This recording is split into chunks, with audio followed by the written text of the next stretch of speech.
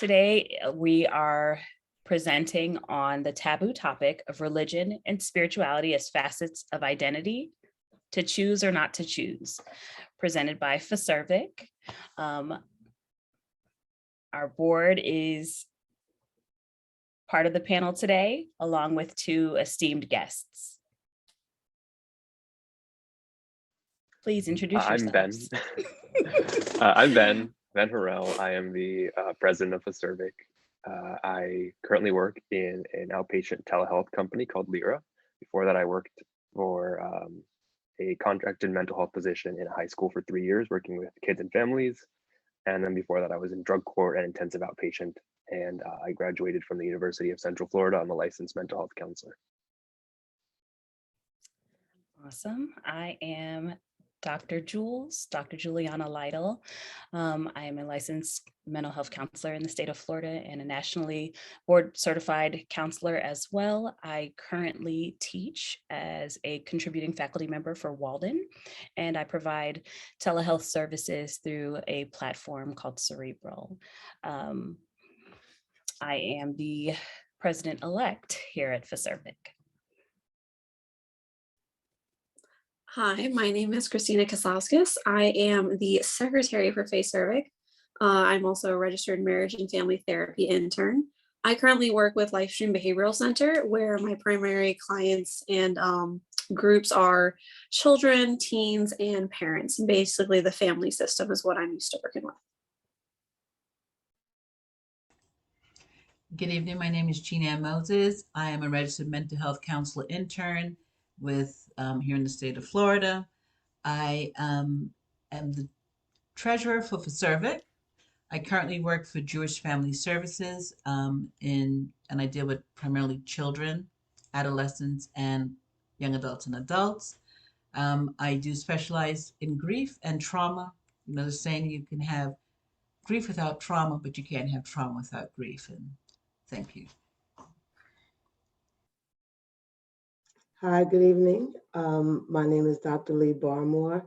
I am a training specialist at Rising Ground, which is a child welfare agency here in New York, the state of New York, actually in the city of New York, where I've spent most, if not all, of my 32 years working with children who have been neglected, abused, working with their families. I also teach grad students at night for two universities. One is Adler and the other is Stetson University. Happy to be here. Hi, everyone. My name is Frances Delarosa. I am a graduate student at Grand Canyon University, seeking out my master's degree in mental health counseling, and I'm excited to be here. Thank you so much for the invite. We're happy to have you both. Thank you for joining us. So I'm just going to jump in with this topic. You know, religion and spirituality is one of those things that it's either a part of your life or it's not, but it comes up so frequently in the counseling realm when, as a clinician, you either have a belief system or you don't, but then your clients come in with their own beliefs. And so there's always that kind of disconnect, I guess, or sometimes there's a relationship, a connection or disconnection that exists. And so I kind of wanted to just hear more about your experiences in the different realms that you're in and how you feel that your training's gone. Just how has this topic been something that you've had to deal with or address in general? So the first thing I'll just ask everyone to kind of chime in on is share a little bit about your training or educational experience addressing your spirituality or beliefs in counseling. Okay, well, I'll start it off. I had absolutely no training regarding my spirituality and belief systems, except for the notice of don't impose, right? Don't impose your own. And so it would almost seem like that is, for me anyway, I perceive that as you don't bring it up if they don't bring it up. which is very difficult when it is such a part of your life. So just comments that you make like, thank God, or Jesus, and so you say these things and, you can tell. But I always would ask someone if I'm, going into a counseling situation, whether, as part of the informed consent, to kind of see where they are. But, in terms of training, yeah, they didn't really talk about it. And that's interesting now that you said that, just thinking about that, like, yeah, master's and doctor, it wasn't a thing. Yeah. I actually had the Francis? same experience. Sorry, you want to go ahead? Oh, I was going to ask Francis if she wanted to chime in. I really want everyone to talk on this piece because I feel like it really sets the stage for what I would like to discuss with you all. So if you want to go next, Ben, that's fine. But I was just going to invite Francis to speak. That's okay. If you want to go in order, that's fine. Yeah. Sure. So I am in a university that actually combines our religion, our beliefs into our assignments and teachings, and also when I get to the trainings. But coming from my own household, it was just, that's my life. Spirituality was my life. So it was difficult to kind of separate that, especially when I started working and, getting introduced to other people and in their lifestyles and their cultures. But I do feel the support, especially now that I am a graduate student and the school that I attend actually supports it. So it goes well. That's really actually I love that you have a different take on this. And I really feel like that will lead me to ask you some more questions about that in a minute. So hold on to that thought. Ben. I was going to say that I agreed with what Dr. Lee said.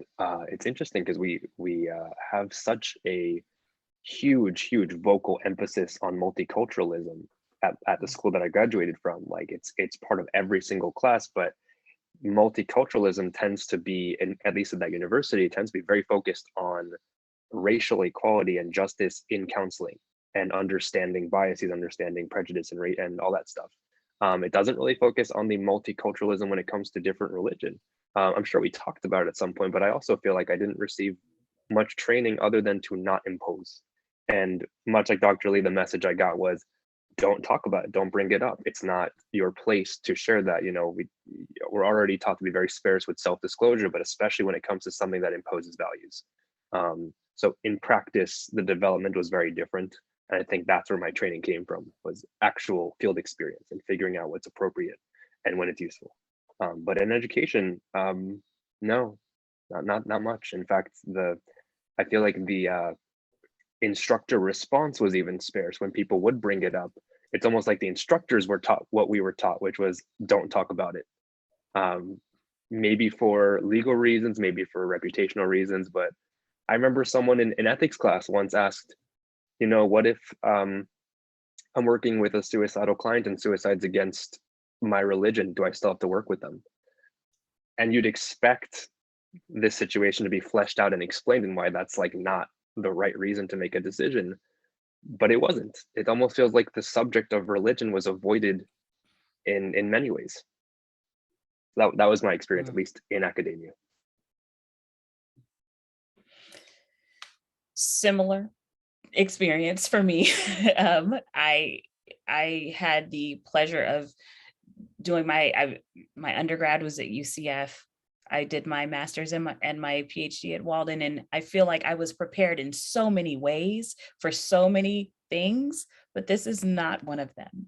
And I don't know if it was, and again, it was definitely broached, right? There's very slender, skim of the top conversation about,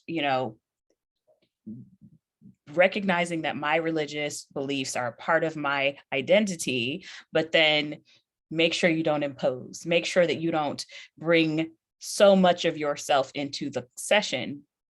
But when I hear that, for me, it actually put up well, wait a minute, because my belief system is a very large part of who I am. And it's a large part of my overall identity as a human being, not just a counselor. So I felt like it was something that I had to choose. It's like I have to choose whether I get to be a clinician or a Christian. And I didn't necessarily feel like that was something that I would be able to, there's not a choice there. I feel like the way I am and who I am as a person, why I chose this profession, they're so enmeshed. There's no separating the two. So it definitely caused a lot of internal conflict at the very least. And then obviously led me to having some awesome discussions with others who recognized that they had some similar confusion or were given pause by similar ideas. So led to wanting to see if this is just me. So I can actually say that I was, after hearing what everyone else is saying, I was pretty fortunate. My grad program and all my education really, really focused a lot on religion and multiculturalism and diversity training and everything. And it not only talked a lot about religion in terms of how we treat our clients and how we view ourselves, a lot of that reflection, but it also tied it a lot into intersectionality and how religion can be tied to race, how it can be tied to sexuality, how it can be tied to political orientation. Just that was just always included as a part of our identity, not only personally, but professionally, and then in relation to our clients as well. So for me personally, I can say that I'm actually not super spiritual or religious. So I'm kind of the flip side of it, right? But a lot of my experience comes from, or a lot of my personal opinions and beliefs come from that generational piece of religion, right? It kind of gets passed down from family member to family member. So that's always been a really big, important part for me, in how I view not only my own beliefs, but how I tend to view the family system also when it comes to their own religious and spiritual beliefs as well.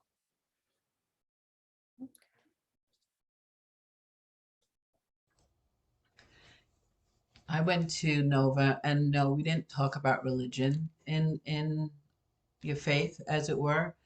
I know being more mature going back to school, it was a part of how I spoke. So even in class when we didn't, and even when we did our stuff, I did look at all aspects, because if we're doing culture, and which is how I, even in class, which was a different place, I'm of Caribbean descent, I'm first generation American. So understanding even that cultural part of religion, so being raised in the church, but understanding all the other cultures, because it made it, we did end up having, did foster some of that in the conversation, and it made people uncomfortable. It did, but it's an intrinsic part of who I am, right? And understanding all persons in doing that. Now, when I went into my training, I was fortunate. I did have my supervisor at the time. She had said one of the things we actually talked this evening as well. Remember not to speak that or have it cleared with the client before you ever talk about it, because you don't want to broach it on the client, and you need to make sure. Because my natural vernacular is to say, oh my God, or thank Jesus, or whatever. It's just, it's the language, because sometimes our slang is how we speak, and it broaches on religious vernacular, because it's just how we, it's just what we say when we say, oh God. And so for that part, I've had to be mindful of it, but I'm going to be who I am, because the client lets you know. And when we do our intake forms, are they spiritual, religious? Are they agnostic? And so even when we do our intake, I do that part with the client. So even if we didn't do it in school, I do it that way and find out. And people tell you their truth. Even if they say I'm not, they'll tell you their truth. So. you bring up oh, go ahead, Dr. Lee. Well, I was just thinking, and in honesty, being a person who identifies as a lesbian, right?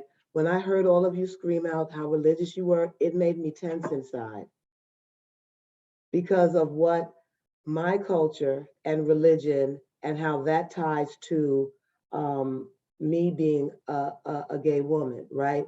And so I'm just wondering what that looks like for your clients when you say, I'm religious, because when we think religion, I mean, I'm blessed to know a God and a Jesus that is loving and all encompassing. And that's how I was fortunate enough to grow up, right? But the way things are, it almost is like you have to, as Julie said, you have to choose.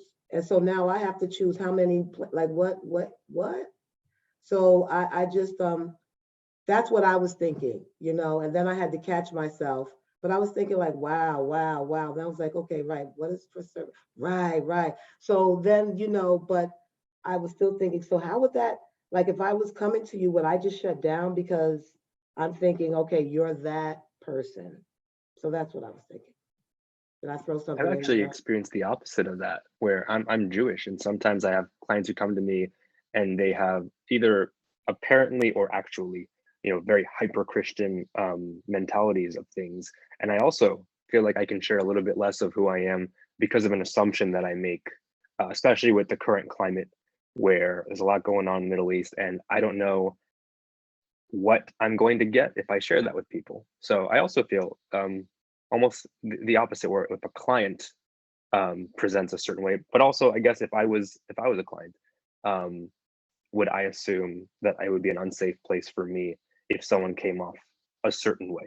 But in G-Nan's defense, the language isn't so much something that turns me off, like saying Jesus and oh God and all that. That to me is on the same level, as much as it sounds inappropriate. It's on the same level as me using humor. It's kind of just sharing who I am and my language. But I also understand what you're saying, where when people present their religion in a certain way, it can definitely be a little scary because you don't know what it entails, because sometimes it does entail something negative towards who you are or a part of who you are. What I was saying was, I wasn't saying that I'm talking to the client that way. I'm saying we're using the vernacular. How many times do you say, oh God? Now, I have someone I'm dealing with that is a lesbian, and her religion has really been difficult for her. We were just talking about this prior, and she didn't bring it up, but I knew she was having a problem. She's having surgery, and the thing that bothered her was her God that she was raised in the church now, was all of a sudden she was questioning that did she end up this way because she was a lesbian, and she's more mature. She wasn't like a 20. This is someone in her 40s. And so then I had to broach it that way, in a different way, for her to, the very scripture that she used to denigrate herself, to turn it in a different way for her to see God and do the reframing for her, right?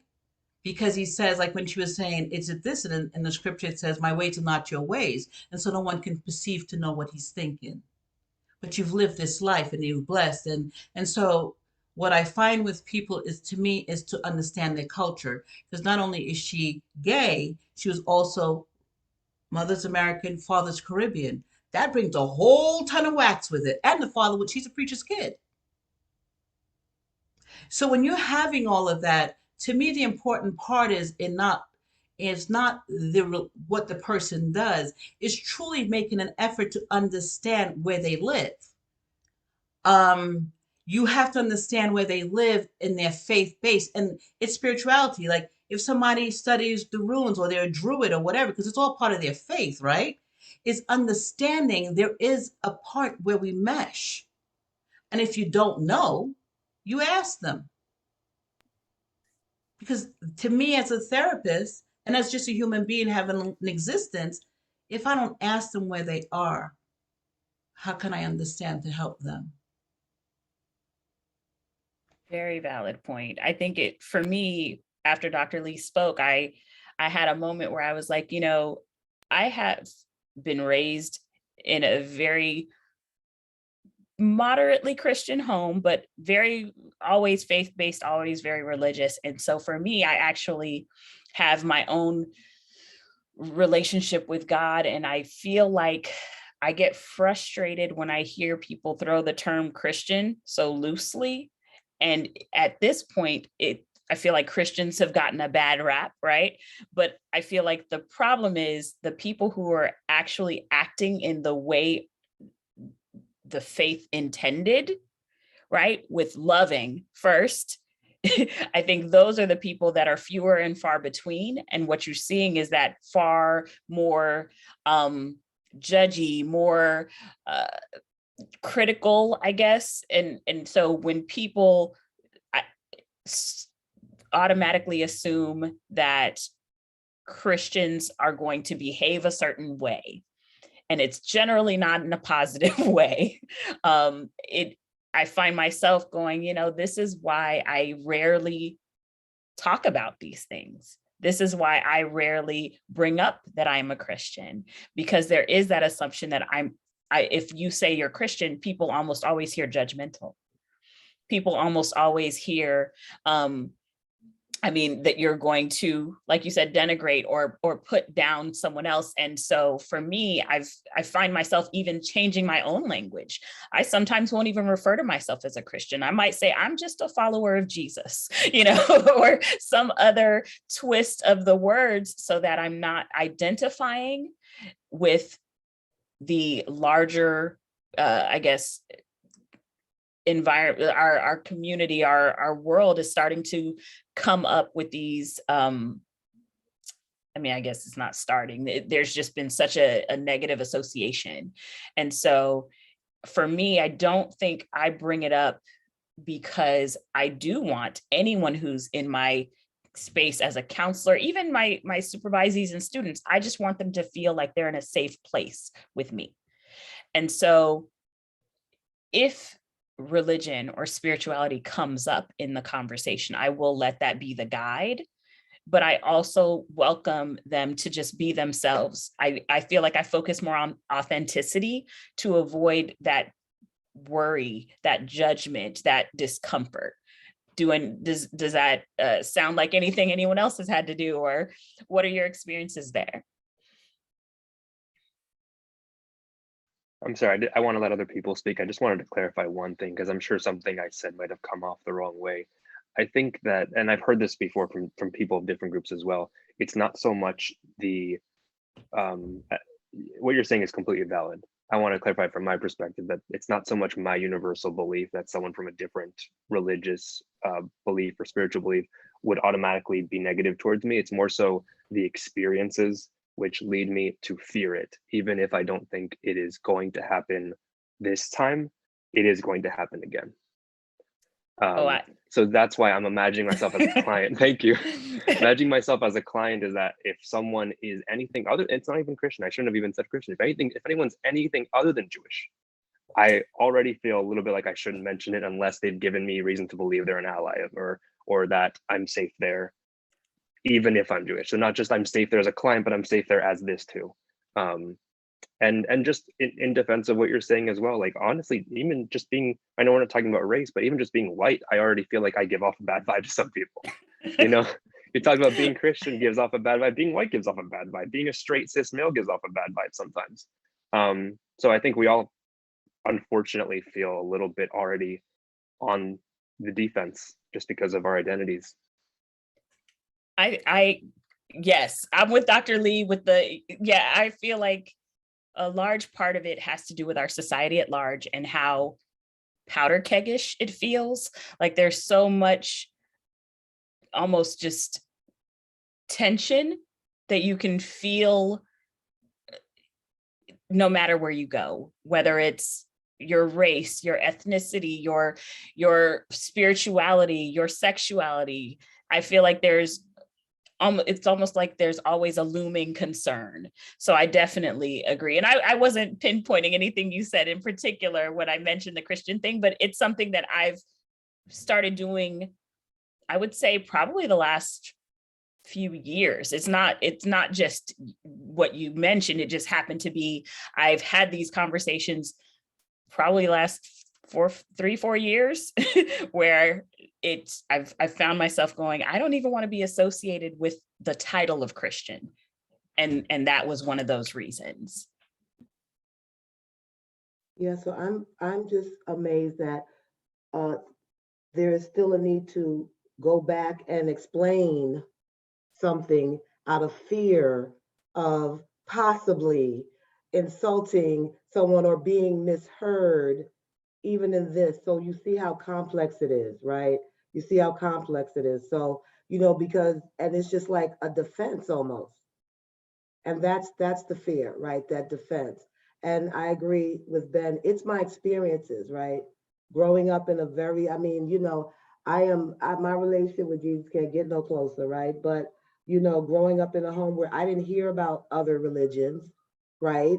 And if I did, it wasn't a good thing, right? You know that our end line in the Christianity is you have to do this to get here.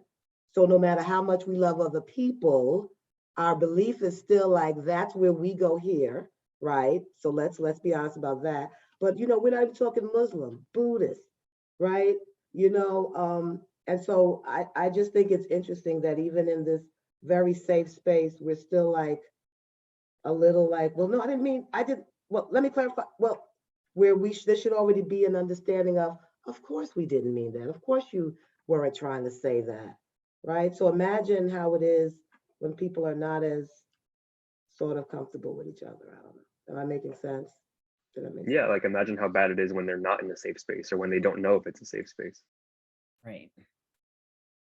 Okay. So to that effect, for those, are there any policies? Are there procedures that your places of work, that your schools have in place that help you navigate these things? I have to shake my head no. Even though I'm currently in a spirituality supportive school, I work at a bank. And that's one of the top things we cannot talk about, even though it's a part of who we are, whether we believe or not. Our clients also are very spiritual clients. They'll express themselves any given day. And the expectation is to not speak about it. No opinions, no discussions, just keep that outside of work. And it becomes like the experience that we're having now. We don't really know if it's a safe space, but we want our clients to feel comfortable. We want to feel comfortable working there. So it's like, should we not? What can we say? What we can't, knowing that the expectation is to not speak about it. So it can be very difficult and stressful. Even though our money says in God we trust, right? So that's all. Right. Even though right there it says in God we trust, right? You're touching this, but you don't. It's just the elephant, right? I have a question. You say you go to and this is one of the things that maybe you all can help me out with. When I see on Sysnet and other places, they have advertisements for jobs and clinical, and it says in the paragraphs, the things that everybody says, we're open and no matter about this, that, the third. The face you have, Juliana, is where I'm going with this. So I'm wondering how much diversity is allowed in that type of environment, because a lot of things that I see in certain places, which will not be named, right? It's like the bottom line is, oh yeah, but you have to pledge your life and firstborn to God or else you're out of here. You know what I mean? Something like that. And it's like, so I just wonder, are you able to in that, what is that environment like, I guess, to learn to be a counselor? Like, what is that environment like? So I speak. I say it. I'll repeat it every discussion I can. I'm an Afro Latina. I would say it. It depends on the atmosphere. It just depends on who's in my class that semester or that that course. For the most part, it's the students that respond more positively versus the instructors. They kind of just don't touch on it necessarily, even with my multicultural courses. They don't really they just kind of go along with the assignments, the curriculum. But I'm not afraid. I used to be afraid, of course, but now I'm not. So it comes with just really embracing who I am. And I'm always open to questions. Even at work, people are very surprised when they see me and they hear me speak Spanish, or carrying on with my non-Hispanic coworkers. So it's just like, I'm open to any questions or anything like that. So yeah, that helps me at least. But Christina, can you address that? How did that go with your program? Because you said your program was very spirituality focused as well. Did you feel like they were walking the walk with diversity and inclusion? Yes and no. I think it honestly depended, similar to what was said earlier, it depended on the group of people, the class, or the peers that you were with, or even just the professor sometimes. I will say most of the professors in my program were really supportive and were willing to have difficult conversations with us. But there were definitely some moments where it was very tense, because once you realized who the majority of the group was, that tended to dictate a lot of where the conversation would go. If you found out that, I remember one particular situation where there was one person who just identified as a specific religion, and they just happened to be the loudest person in the room. So a lot of the conversation tended to go with what they suggested, and it tended to be very driven by their own beliefs. And not to say there's anything wrong necessarily with their beliefs, it was just because there was more of that in the room, it was a lot harder for the other people who maybe disagreed or had different beliefs, or even minorities in that situation, that they could speak up. It was a lot harder. Yeah, definitely the program itself was very supportive, but it really just depended on the population or the community that you were in the moment.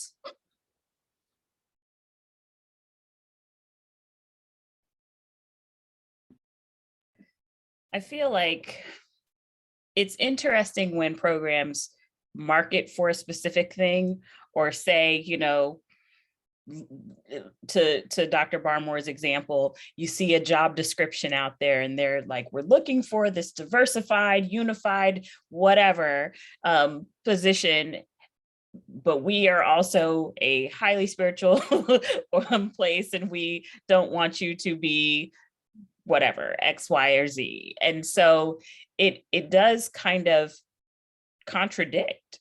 How are you telling me that you're all inclusive and welcoming when you are founded on beliefs that are highly separatist in some cases? So that was a really good point. Sorry. Doctor. No, I was just saying, I appreciate Dr. Lee for bringing that up. Go ahead, Ben. I agree with what you and Christina said. One, that the majority essentially rules, where if everyone, or at least the loud majority, appear to really heavily vocally support one side, whether it's in a specific class or just the atmosphere, the entire cohort of the program, that's essentially what goes, and you feel very discouraged from speaking anything contrary to that. And also, Julie and Dr. Lee, I feel like in my program, the whole, and I love my program. I absolutely love it. The majority of the professors, the majority of the students, I really loved it. I had an amazing experience. However, I felt like multiculturalism was more of a mantra than it was something that was actually taught. And that's what you're saying. It's like a job description.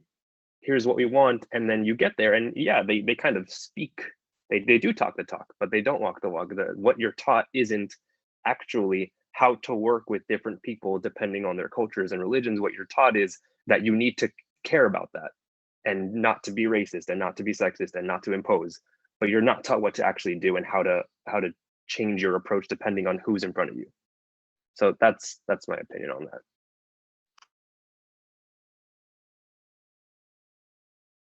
Lee, I really want, Dr. Lee, I really want you to jump in on this, because I am, you know me well.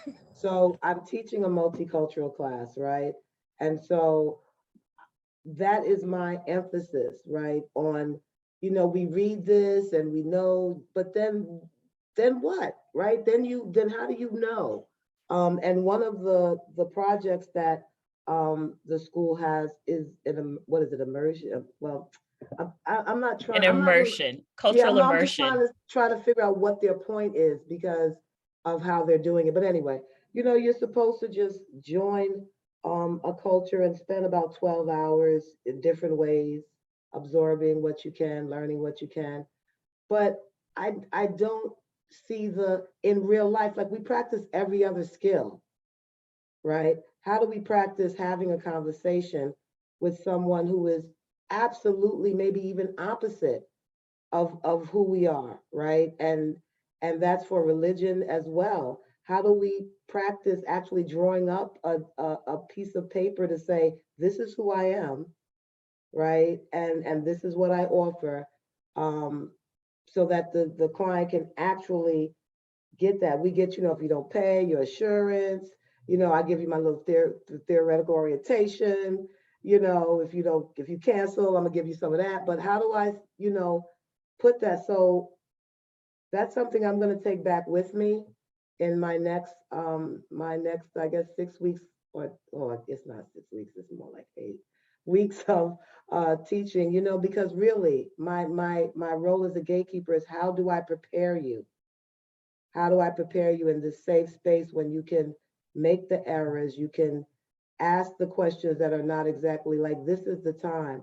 And I'm also going to talk about religion because I'm just curious as to how they're preparing themselves if the program is not preparing them to deal with this very important topic. Um, you know, so that's my one of my takeaways. Um, so Ben, I thank you for that because that's so true. I'm thinking, you know, that real world experience is what shocks people and messes people up. Because it's like, oh God, in real time, how do I? Because suppose you're so devout and you get an atheist. What do? Right? What do you do? Suppose you get somebody that thinks that, you know, either you're going to heaven or you're going to hell. Right? What do you do? Right? Um, I don't know. What do you all do? Gina, and I really want you to jump in on this because this was almost the exact conversation she I and I was had. literally about to say, Gina, you better talk right now because this No, is your, it's this is your killing me. subject. It's killing me. It's killing me. Truth is, so I'm from New York originally, like you guys, but I'm from Brooklyn. And so in Brooklyn, back in the day, we had the Jehovah's Witness, right? Knocking at your door. They had everywhere, but they're headquartered right in Brooklyn. So as a kid walking down the street, they're talking to you and doing all of that. And one of the things that taught me was to learn. And I think it's incumbent on us as therapists to learn as much as we need to learn. Just like we study DBT and this, find out Ben is a Hebrew, right? He's Jewish. But understand, are you Jewish? Do you cling to that? Are you split like with one parent? Is your mother this? Is that that? Because when you learn, you're able to interact. I work for a Jewish organization, and sometimes people say to me, I think you're more Jewish than we are, GNAD. And the reason was because it's important for me to understand a culture. A culture is understanding religion because the foundation of us is religion, not religion. And yeah, religion and faith, right? Because we get so caught up in the name. Are you Christian? But really, are you Pentecostal? Are you this and that? Understand it. So when I said I'm of Caribbean descent, right? So there's that thing. So people think every Haitian is does voodoo, but guess what? Every island has its thing. So do we in America. We just don't talk about it, and that is also a religion. So understanding the culture when you are dealing with a client. So if I have a Haitian client, right? I need to understand not just their religion and them as a person, their culture. Understanding their culture is understanding what that means in their life because their grief and their trauma is tied to that. But if I'm just talking to them to talk, because I tell somebody, I have a lot of people in my life that are gay, right? I get it. I'm not, but I get it, gay, transgender, understanding what religion has done and caused their trauma, because that's what it's about. It's about us understanding where the person lives. If you're Jewish, I tell you, the Jewish clients, I have one, I had the parents on there, they brought the parents on, I started talking to the parents. People didn't even, they were like, what? Because I studied and understand how to talk. If you want to talk about Christianity, Jesus was not a Christian. Jesus was a Hebrew. So if I'm going to tell you I'm not religious, I say spirit, because Jesus is a spirit. God is a spirit. Let's go back, because if you want to talk about the Jews and you're uncomfortable, if you understand, you have to understand where God comes from, which is the Torah, Talmud. Let's go there. Because that's the truth and the foundation. So when we feed people where they live, because if you want to understand a Muslim, here's about a Muslim. They have to honor all religions, specifically the Jew and the Christian, because God came first, then Jesus, and then Muhammad. But in understanding our client and their culture, right, and their subculture, makes us a better therapist, because it's more than DBT and CBT. It is the heart of the client. And then we can take care of them and apply those tools to their needs. That's where I live. And that's what I tell my client. I'm politically incorrect. I'm going to meet you where you need to be. And if I don't work for you, you know, your job is to take care of you and find someone who does. But if you want to talk about God, you do. And if you're atheist, let's talk about where you got there. Because then I find out that you're Jewish birth by your mother. Your father was a Christian, but you don't like God because your mother abandoned you, who was a Jewish mother. So now you want nothing to do with God because there was trauma attached to the religion.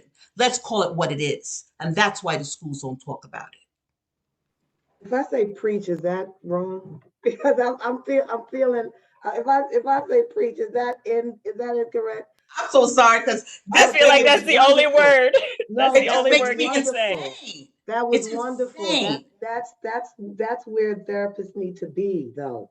You know, that's where, because people are that, right? And we're trying to work with people and be something other than what people are, which is exactly what you just described, right? And giving them knowledge, seeing where all of this comes from, right?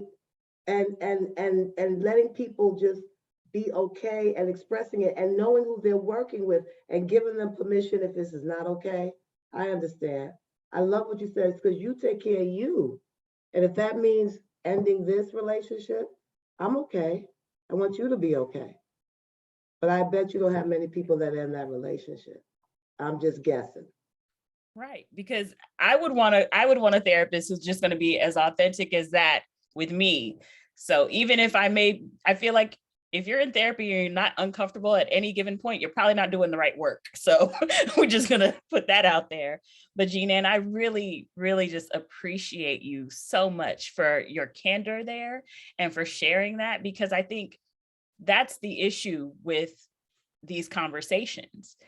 They at school, at least, like you said, they get very surface because they don't want to dig into causing discomfort or touching on those traumas. And that's really the issue. I think a lot of it's going to, you know, that we need to figure out how to broach as a community of professionals, as gatekeepers like Dr. Lee and myself. I feel like these programs are trying, right, with these cultural immersion projects. I think the intention there is to give a person an experience of another culture, but it needs to dig deeper, like what Jeanne Ann's talking about. That cultural immersion where I spend a day with a different group, that's not going to teach me what I need to know to really learn and understand the people. Like Jeanne Ann said, I need to go where they live, but in a much deeper way than these schools have currently done, it seems, across the board. Even those of you who mentioned feeling like you were culturally supported and spiritually led in a lot of your programs, but there's still that disconnect. So I don't know what that means for the profession as a whole. I don't know what that means for us moving forward, but I feel like having these conversations and hopefully having audiences see these conversations, it'll get more of these conversations happening, is my hope. So any last remarks or anything that anyone really want to kind of touch on? I'd like to throw some more praise at Jeanne Ann, because what I wish that they told us, which I figured out on my own, just like Jeanne Ann probably figured out on her own in multicultural class, was, instead of spending months teaching us and giving us all these facts about different cultures, which weren't actually going to help us work with those people, they're just facts. I would have rather, they just literally one sentence could have helped me more than months of that, which is literally just ask. Because the mentality of, I need to go in there already knowing who they are, I need to have a textbook of information in my head about every possible culture and religion, is nonsense. Just ask. And then obviously, Gina, and the other part is as true as well. You have to have the mentality of connecting the dots, because they're not just isolated facts. They make up everything and they describe everything. Like you said, like trauma, you know, your cultural background, your religious background, your upbringing, it all explains how you experience trauma and what causes trauma or what doesn't, and everything else. So I think that the just ask mentality, like you working at Jewish Family Services, and obviously your background, you probably just asked, and that's why you know so much now. So I wish you were my teacher. I love it. I love it. It's true, because if you think about it, right? If I just give you a bunch of facts about a group of people generically, right? Who's to say this applies to anyone that you meet who actually comes from that group? Because it's, for lack of, I mean, it's basically stereotyping. You're giving stereotypes. Yes, now some of it's going to be a fact, right? Like, if these people come from this island, that's a fact. Okay, cool.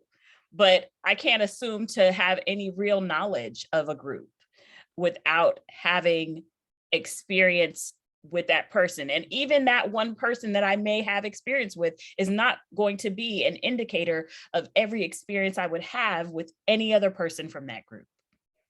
I tell people all the time, you know, even though I may look a certain way, my experience in life is not necessarily going to, even if the person I'm sitting across from looks like me, their complexion is like mine, my life experience, my worldview does not automatically equate to theirs.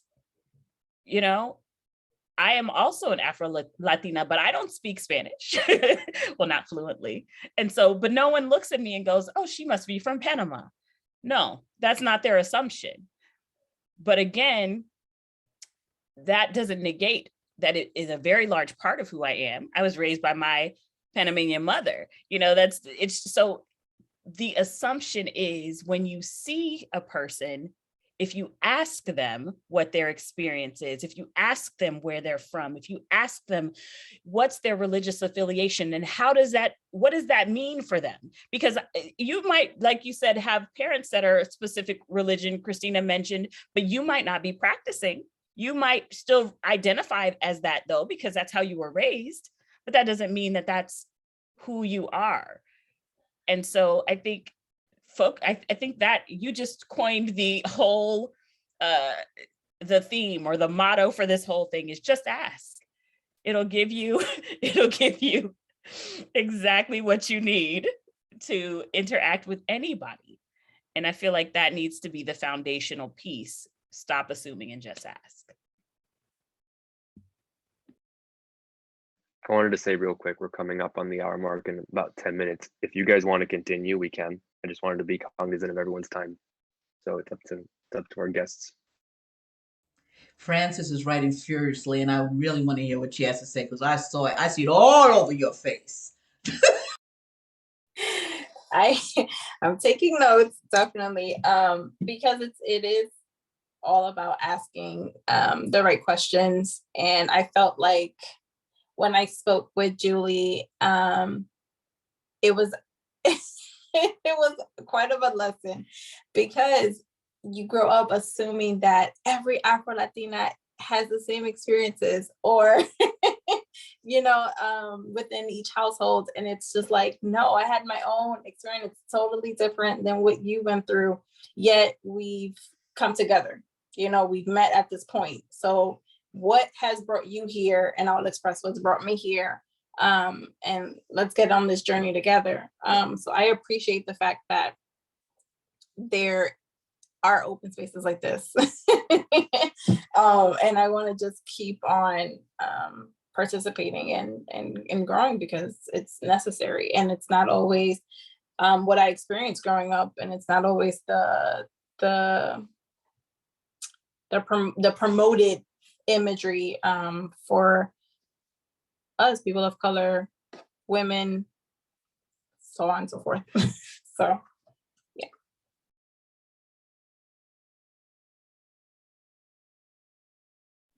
Christina, any final words? I was just thinking because, we talked before about, what are grad programs or just education for counselors doing to prep us for this such a taboo topic, right? Or even just creating that space for us. And maybe some of us had that space, some of us didn't. But I think one of the really important things for everyone to remember is that we never stop learning. And grad program isn't like, okay, you magically now will know exactly how to treat your clients, right? Like, even if you, like, I love how we're all saying just ask, but you never should stop asking. And no matter how long you think you've been doing this, you will never know everything. And some client's going to walk into your door and is going to flip everything you think you knew on its head. And so I think that's one really important thing, is to just keep going, no matter how much you think you know, or what you expect, just keep going, because we're never done. I'm sorry to say, we're never officially done learning. I love what she said. I was at a conference this weekend, and I'm a new therapist, even though I'm more mature, right? So I'm a year in. And it's so funny watching people of my generation acting like they're know-it-alls, and they really don't. And it's like, and I watch them, so I wonder how their clients feel, being dismissive to me. Because my thing said registered mental health intern, counselor intern. But my lived experience put me a little bit of edge, right? And because I'm constantly learning, I'm in the same place you are. So if you're doing that to me that doesn't look like you, or you think doesn't have what you have, what are we doing to our clients? Because how many times have you been to a therapist, or you've had a teacher who is licensed, right, and has all of this, and after you leave that, you're thinking, why am I in this profession? And what am I doing here? Why? Because I've left many a time in school thinking I could just go crazy because I don't know what I'm doing here. Because the teacher's been so dismissive because of my lived experiences, because they didn't ask and they didn't want to know because they were the expert. And dude, I could read a book at my own house. I didn't need to pay you to read. And I think that's where we end up missing sometimes in our profession. I've invested so much money after, to your point, Christina, to learn, because I think I've spent almost as much as my tuition in learning after the fact, because the textbook and real world, never the twain shall meet. And I think that's the missing piece, right? Because even if I tell you this is how we do it, and you guys sit down and put us, what do you call those? What do you call that thing you do? Simulation. What is it you do? You know what I'm talking about. Like a Role play. role play. That's not real. And then you sit down in your first practicum and enter, and then the person talks to you like, "Roro," and they're like, "Well, did you use the Roget? What? Well, what theory? I don't even remember how to add 1 + 1 = 2. It's bad enough I even know how to say my name. Hey, my name is Juliana, and this is blah blah blah. I'm under this supervision, and I need to remember theory." I'm just saying that's the missing piece. And so that's what throws everything else out the window when we sit in front of our clients. And so we don't know how to talk to them about their religion or where they live or their sexuality and all that good stuff. We don't know how to, because we're so worried about following a routine instead of looking at the client as what they are, truly people. Gotta see the individuals. Yeah. I wholeheartedly agree, Jean-Ann. Yeah. I saw Dr. Lee like, yes, with me on this. Ben too. Everybody has had very similar experiences, or at least believes very similarly. And so I guess we'll posit this question, right? I'll posit this question. How do we make a difference in this system aside from this webinar, right? This is one thing that we've done to get this topic talked about more. But what are some things that, you know, we could attempt in our own spheres of influence to make this more, just to broach this topic more? What do you all think? Well, I'm gonna go for it, because one of the ways you do is do it, right? So I'm in a position where I'm teaching future counselors, right? And so this is where it begins, right? This is the ground. Some of the things that I'm learning, like just ask and never stop asking. I love that, right? Because we should get like bumper stickers and shirts, right? Because that's what it's all about, right? And so just doing it, right? Doing it, because if I have a class of 16 and I have 15 weeks with you, I'm going to do it, right? Because because you can't unlearn this stuff. You can't unknow it once I put it out there, right? And so I'm going to ask questions in my multicultural class. I'm going to make sure that religion is part of what we also are talking about, because it's nowhere in the text, right? Now, to Jean Ann's point, you know, the reality of it, I don't know how much more we can do. I think, you know, in my power right now, right? But I definitely think just having the conversation, having a lot more experiential activities, right? As opposed to just reading the book and knowing that Native Americans and Black people are, you know, Latinos are, you know, and it's like, okay, but you can't talk about that in therapy. So I hear you like music and you see spiritual, and what about those children? Like, you can't say that kind of stuff, right? You can't say that kind of stuff, but you can work so hard to learn a little bit, know that you got so much more to learn, and that you're not the expert of that person, no matter what you've learned. You're not the expert of that person. So just ask and never stop asking are gonna be my mantra from now on. I'm using it. I'm stealing it. If you see me on the circuit, don't act like that came from you, okay? I wrote down. I just wrote down what you said. You're not the expert of that person. I'm over here taking notes from you too, Dr. Lee, because I love that. Yeah, I love that. I love what I've learned. And, you know, to Christina's point, you never stop. These kind of forums, platforms, you never stop. You learn so much. In just this hour, I've learned so much, and I feel like I know some of you, most of you, all of you, a little better. And I can only imagine if we bring the spirit into the classroom, into our supervision, into our therapy, that this is how we do that change. This is how we make it real. I agree. Thank you. I feel like you just keynoted this thing. That was wonderful, Dr. Lee. So I just want, on behalf of FASERVIC, I really appreciate you panelists for being here today. Our board, and I hope it's okay for me to speak for you all. I know we appreciated you and enjoyed you immensely.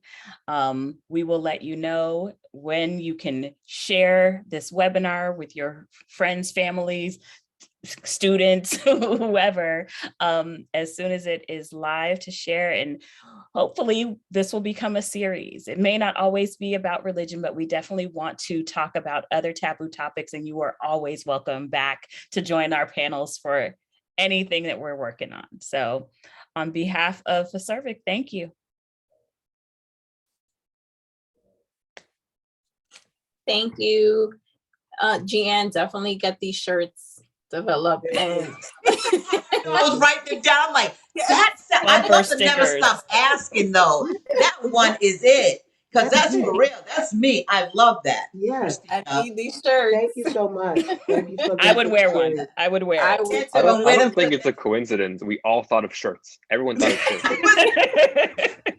That never stop asking is real talk. Yeah. I love it.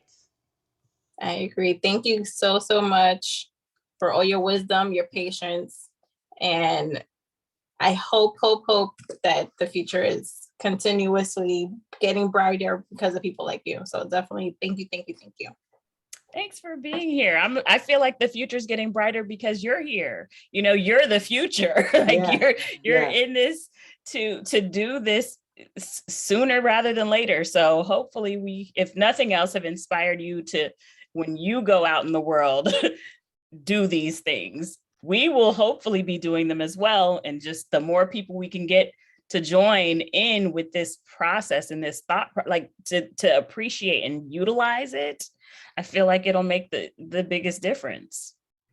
So, all right, everyone, this was awesome. I definitely want to do this again. I don't know what our topic will be, but I loved this. We can stop recording. I think you already did. I'll trim the end of it. Don't worry. I was like, whoops. I do want my the part bad. about the t-shirts, and I'm gonna keep that in.